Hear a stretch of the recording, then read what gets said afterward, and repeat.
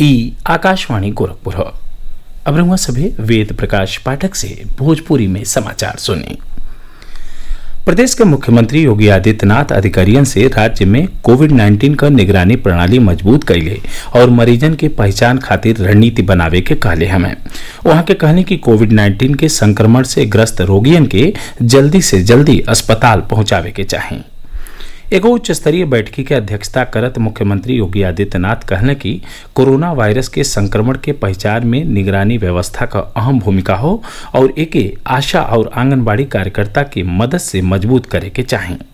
वहां के अधिकारियों से प्रवासी मजूरन के स्वास्थ्य के जांच के काम ए महीना के आखिर ले पूरा कैले हले के साथ ही रोज कैल जाए वाले कोविड परीक्षण के संख्या के 25,000 ले जाए के कहने। प्रमुख सचिव स्वास्थ्य अमित मोहन प्रसाद बतौने कि प्रदेश में स्वास्थ्य विभाग की टीम अबले 5 करोड़ से ज्यादा लोगिन के स्क्रीनिंग कैले हो।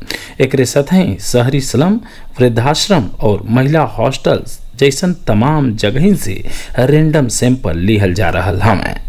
प्रदेश में इस समय सज्जो 75 जिलन में कोरोना का 6,186 सक्रिय मामला हमें।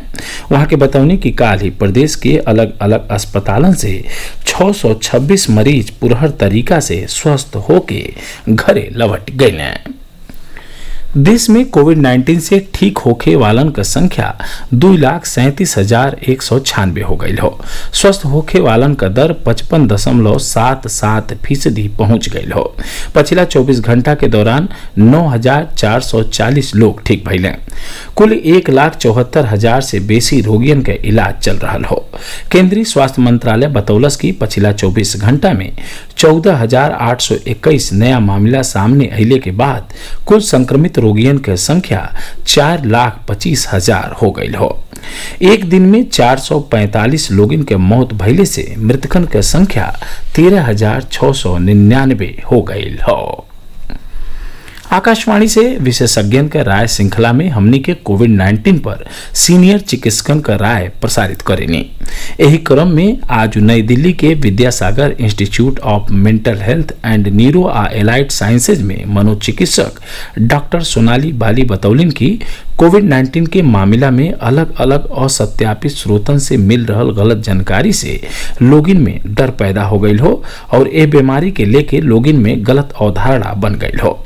वहां के लोगिन से खाली विश्वसनीय सूत्र के जरिए मिलल जानकारी हासिल करे के कहनी।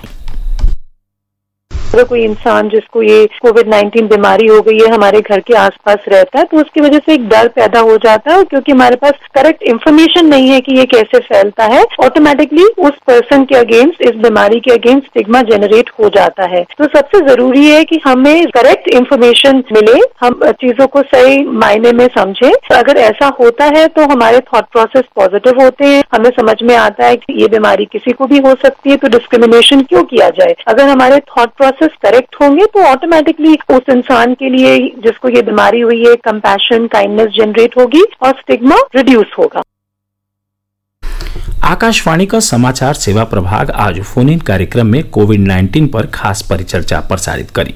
ये कार्यक्रम रात 9:30 से FM गोल्ड आ अतिरिक्त मीटरन पर सुनल जा सकेला। गंगाराम अस्पताल के rheumatologist lieutenant general doctor Ved Chaturvedi चर्चा में हिस्सा ली हैं। श्रोता स्टूडियो में हमनी का टोल फ्री नंबर 1800-115767 पर फोन करके विशेषज्ञ से सवाल पूछ सकें। श्रोता 011-233-14444 पर भी सवाल पूछ सकें। प्रधानमंत्री नरेंद्र मोदी ये महीना के मन की बात कार्यक्रम खातिर लोगन से अपन विचार भेजे के कहले हमें। श्री मोदी एगो ट्वीट में कहना कि मन की बात एगो सशक्त मंच हो जौन 130 करोड़ भारतीयन के क्षमता प्रदर्शित करेला। वहां के कहने की कार्यक्रम के खातिर लोग अपन विचार टोल फ्री नंबर 1800-117800 पर रिकॉर्ड करवा सकें आ नमो ऐपो पर भेज सकें। केंद्रीय मानव संसाधन विकास मंत्री रमेश पोखरियाल निशंक घोषणा कैले हमें कि राष्ट्रीय परीक्षण एजेंसी NTA राष्ट्रीय परीक्षण अभ्यास मोबाइल ऐप पर हिंदी परीक्षण सुविधा शुरू कैले हो। वहां के कहने की हिंदी प्रतियोगी परीक्षा का विद्यार्थी अब NTA की ओर से जारी राष्ट्रीय टेस्ट अभ्यास स्मार्टफोन ऐप से अपने मोबाइल पर हिंदी मॉक टेस्ट का अभ्यास कर सकें। पूर्वी उत्तर प्रदेश के लेके राज्य के अधिकांश जिलन में पिछला 4 दिनन से रुक रुक के बरखा का सिलसिला जारी हो। गोरखपुर और आसपास के जिलन में काल रतिये से घना बादल छौले हमें और हल्काहे से लेके भारी बरखा हो रहा हो। दक्षिण पश्चिम मानसून खातिर उत्तर प्रदेश, मध्य प्रदेश और उत्तराखंड के कुछ औरियो हिस्सन ले पहुंचले का स्थिति अनुकूल बन रहा है। भारतीय मौसम विभाग के हिसाब से मानसून 24 और 25 जून ले समूचा पश्चिमी हिमालय क्षेत्र, हरियाणा, चंडीगढ़, दिल्ली, पंजाब के अधिकांश इलाका और राजस्थान के कुछ हिस्सन ले पहुंच जाई। एक साथ भोजपुरी समाचार बुलेटिन पूरा भइल। नमस्कार।